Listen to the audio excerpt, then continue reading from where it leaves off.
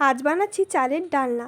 চালের ডালনা দেখতেও যেমন খেতেও তেমন। তাহলে চলুন রেসিপিটা দেখে নিই। প্রথমে তেলের উপরে দিয়ে দিচ্ছি 2টো শুকনো লঙ্কা, 2টো তেজপাতা ও গোটা গরম মশলা দিয়ে একটু নাড়াচাড়া করে নিয়ে দিয়ে দেব আগে থেকে হাফ সিদ্ধ করে রাখা ফুলকপি।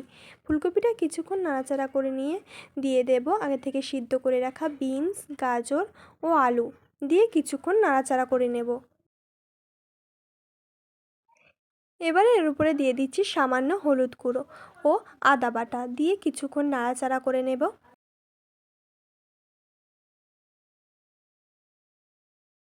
এবারে দিয়ে দিচ্ছি স্বাদ মতো লবণ ও পরিমাণ মতো চিনি দিয়ে আমি সবজিগুলো ভালোভাবে ভেজে নেব।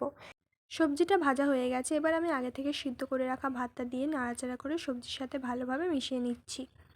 ভাতটা ভালোভাবে ভেজে নিতে হবে। এবারে আমি ওর উপরে দিয়ে দিচ্ছি কাঁচা লঙ্কা কুচি ও গরম মশলা। গরম মশলা দিয়ে কিছুক্ষণ নাড়াচাড়া করলেই রেডি চালের ডালনা। এবার এটা নামিয়ে নেব।